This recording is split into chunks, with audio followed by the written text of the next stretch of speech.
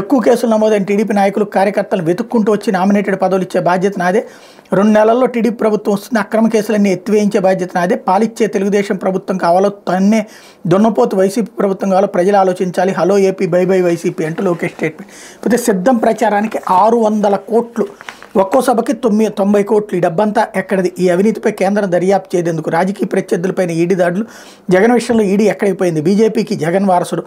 ఆ పార్టీతో రహస్యపోతూ హోదా కోసం అసలు డిమాండ్ చేశారు షర్మిల ధ్వజం. ఇంకా ఆంధ్రజ్యోతి, ఈనాడు ఇంకా షర్మిలని హైలైట్ చేస్తున్నాయి. అంటే ఇక్కడే సీన్ అర్థమవుతుంది కదా, బీజేపీకి వెన్నుపోటు పొడుస్తున్నారు వీళ్ళంతా కలిసి అన్నటువంటిది.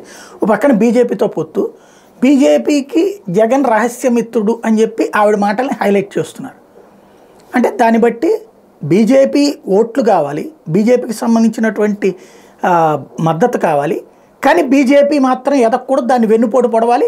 అలా వెన్నుపోటు పొడవడానికి షర్మిలను అడ్డం పెట్టి కథ నడిపిస్తారు. దానికి సాక్ష్యం షర్మిల మాటల్ని హైలైట్ చేసుకురావడం అన్నటువంటిది బీజేపీ అంశాన్ని, బీజేపీని వెన్నుపోటు పొడుస్తున్నారనడానికి సజీవ సాక్ష్యం. లేకపోతే పోలీసుల్లో ట్యాపింగ్ పరేషాన్. అధికార పార్టీకి ట్యాపింగ్ సేవ చేసిన తెలంగాణ డీఎస్పీ కేసుపై సర్వత్రా చర్చ.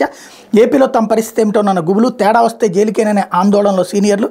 ఇప్పటికే కోటంరెడ్డి, రఘురామ ఉదంతాలతో పోలీస్ శాఖపై ట్యాపింగ్ అనుమానాలు.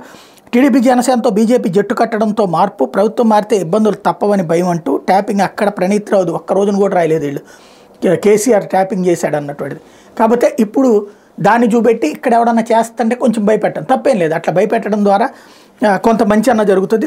ఒకవేళ అట్లా చేసేటటువంటి వాటిని కంట్రోల్ చేసుకుంటారు. లేకపోతే